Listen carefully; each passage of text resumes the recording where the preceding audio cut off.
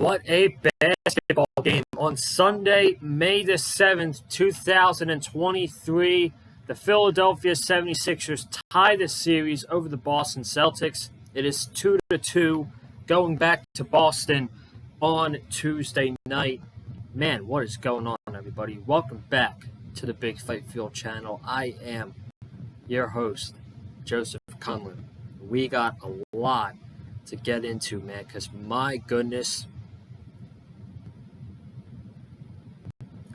I would have freaked out on the review, on the podcast, if the 76ers lost that game. Up double digits the entire game. They were only up by 9 at halftime. They should have been up by 20. That's how good they were playing in the first half. But they were only up by 9 points. And then going into the third quarter, or going into the fourth quarter, may I say, they were only up by 9 points again. And I just had a terrible feeling. I had a terrible feeling. I'm like, we're down 2-1. James Harden's on our team, who's known to be a choker in the playoffs. And Doc Rivers is our head coach, who's also known to be a choker in the playoffs. And wouldn't you know it, the Boston Celtics took the lead in the fourth quarter. I'm sick to my stomach. I'm like, I can't believe this. This is pathetic. I thought we were going to go down 3-1. Joel Embiid. I will say Joel Embiid played a really good game. However, Joel Embiid had a terrible fourth quarter. And I don't know what was going on with him, but he did not want to score in the fourth quarter. And PJ Tucker getting into his ear, yelling at him, I think changed things. I think it turned it around for this Sixers ball club who was putrid in the fourth quarter. Luckily, they got it done in overtime with a Marcus Smart successful three-pointer, but the ball did not go. It did go in the rim, but the time expired. It wasn't even close.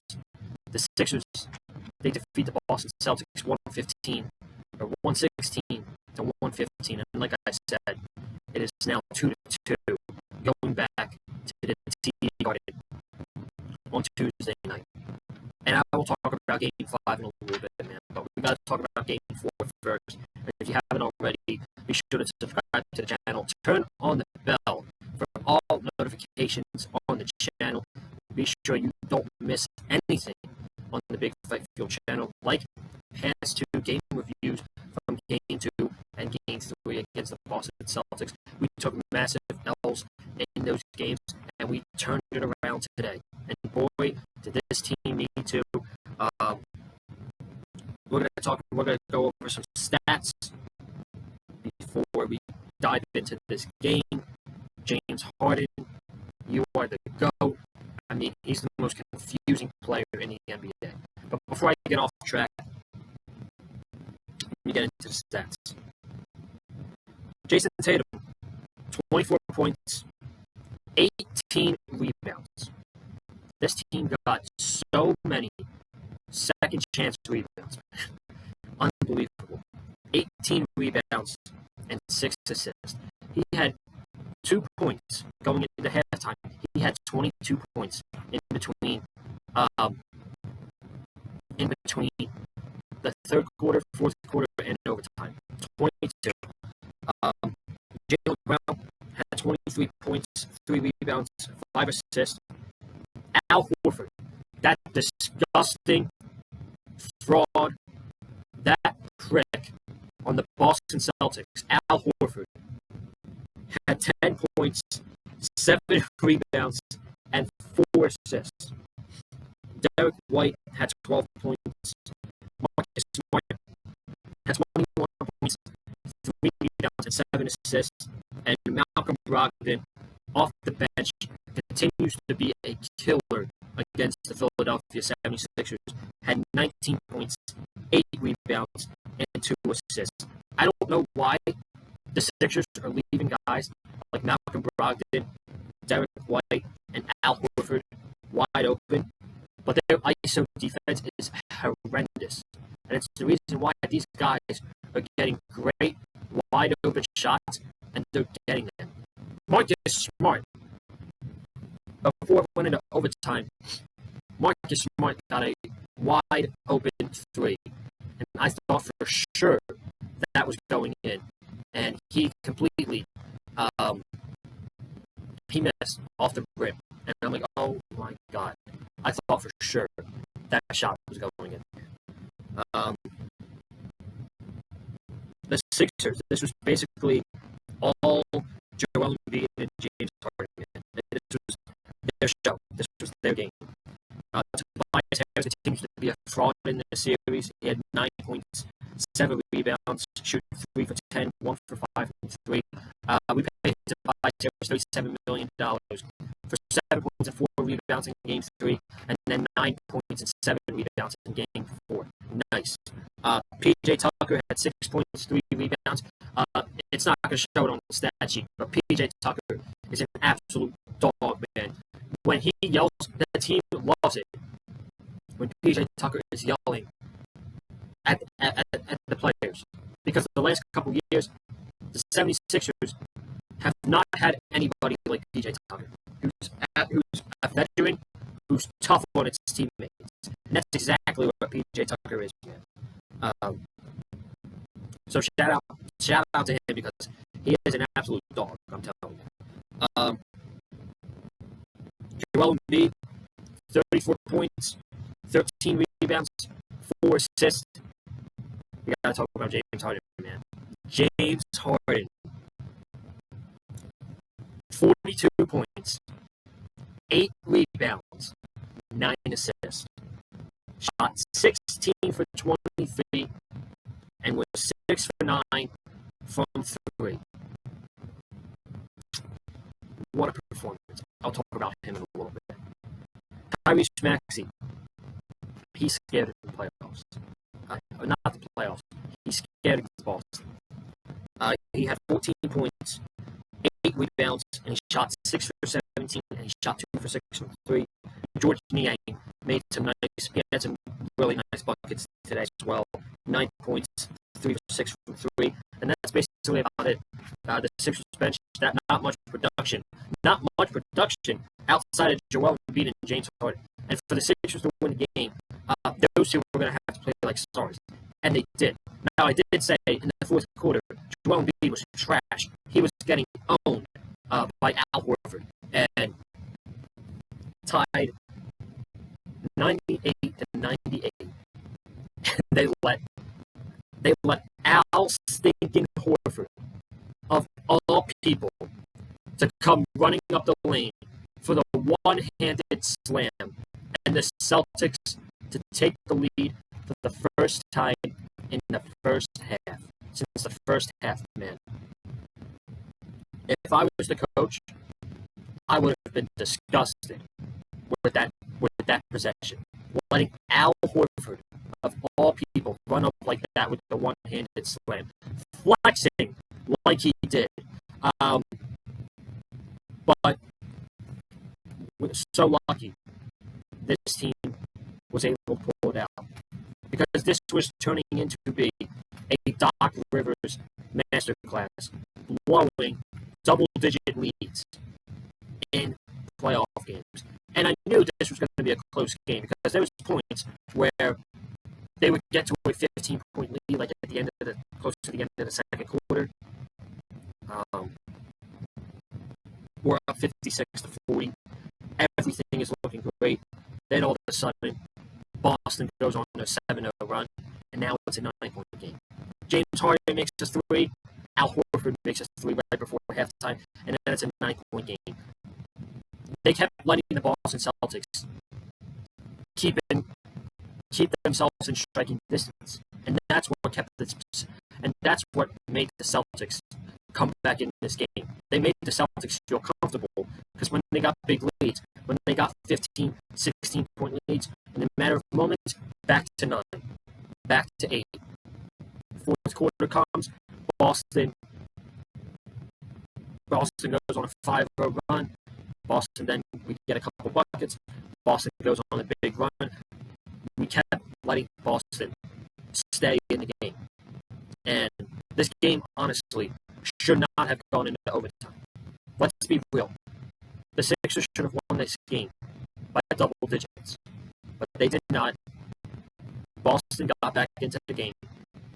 But I'm glad the squad was able to find a way to pull it out at the end. Because if they didn't pull it out at the end, myself and the entire city of Philadelphia would have been furious.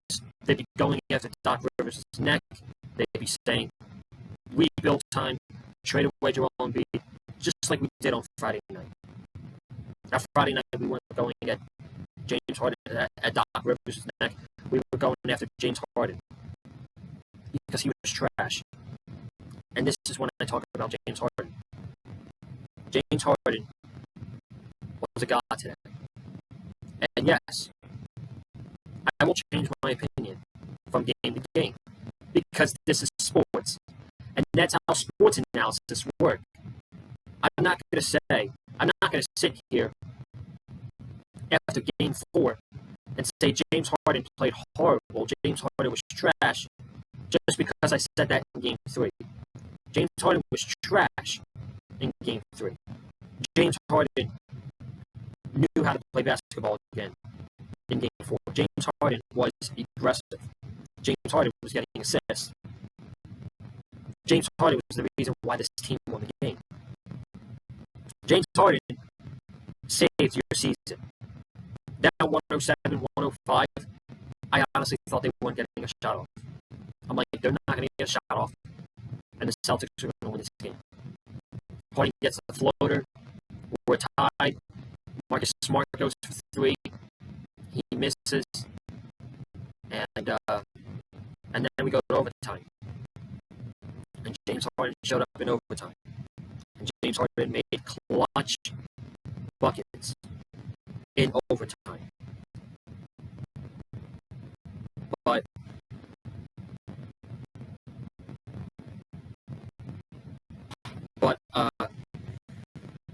he was amazing. And one other story that I want to talk about is today. I guess the players are allowed to bring a guest to the game. James Harden's guest was John O. I think that John O. I think I apologize. And he's the kid that got shot at the University of Michigan State a number of months ago. And he was at the Sixers game as a guest from James Harden. James Harden is his favorite basketball player. And it was really cool after the game to see James Harden take off his shoes, sign it for him, and just a big smile on his face, being under the basket.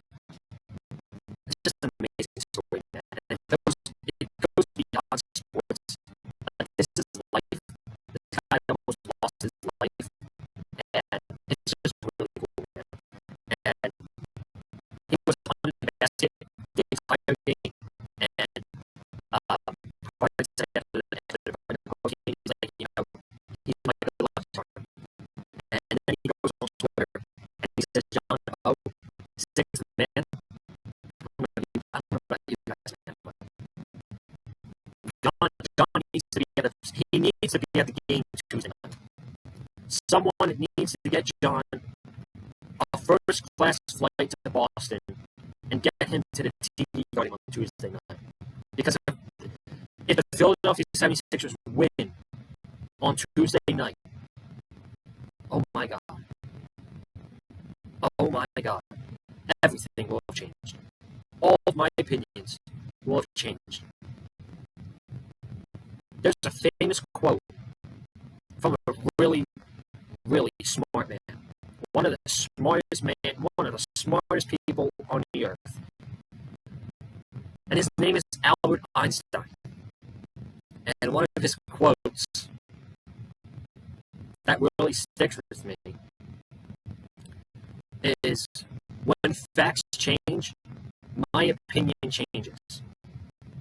Now, is my opinion changing on this series? Right now, no. I still think that Boston is the more prepared team because they're more used to this.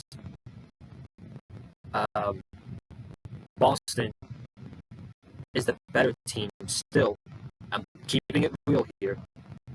Boston is still the better team. They have better role players. Okay? Grant Williams, Robert Williams, Derek White, Malcolm Brogdon, and Al Horford clear George Niang, DeAnthony Melton, Tobias Harris, and PJ Tucker. That clears. The Celtics role players are better than the 76ers role players. Now, today was the James Harden and Joel Embiid game. But in these next couple games, one of these players are going to have to step up. I'm talking to you, Tyrese. I'm talking to you, Tobias. One of these guys, PJ Tucker, one of these guys are going to have to step up. I know Tyrese Maxey, for some reason, he gets scared when we play Boston. He's not having a good series. Tobias Harris had a great game one. He had the most points in game two. And he's played horrible at the Wells Fargo Center. We need one of those two to play really well on Tuesday night. Because you do not know how James Harden played great in game four. But in all honesty, you do not know what you're going to get from James Harden. You could get today's version of James Harden, or you could get the game 3 version of James Harden. I don't know. But I'm telling you, man, one of those two guys, Maxey, Tobias Harris, one of them is going to have to step up. If not, it's going to have to be the Joel Embiid and James Harden show all over again in a hostile environment Tuesday night. In a 7-game series, in any 7-game series in the NBA, when a series is tied 2-2, and you're going back to the higher seed's house, in this case, we're going back to Boston's house. Game 5 is the most pivotal game of the series because you're either going back home with your backs against the wall and the season on the line, or you're going back home with a whole lot of confidence back in your house to close out the series. This game on Tuesday night in Boston is so big for the 76ers. They've got to get it done. It's going to be hard. It's not going to be easy. I'm going to have sweat coming down my face. I'm going to be nervous on Tuesday night. It's not going to be an easy game. But they got to figure it out. They got to get it done on Tuesday night. Could you imagine going back to the Wells Fargo Center, up 3-2 to close out a series against the Boston Celtics? That's all we could ask for. Just go out and get it done, like you did today. It wasn't pretty. You blew a 17-point lead, but you hung in there and you figured it out. And please, for the love of God, please don't let Al Horford do what he did today, running up the middle, slamming the basketball for a dunk to give Boston the first lead since the first quarter. Please, I don't want to see Al Horford flexing. I don't. So I'm out of here. I appreciate you guys joining me. If you haven't already, be sure to subscribe to the channel. Leave a comment down below.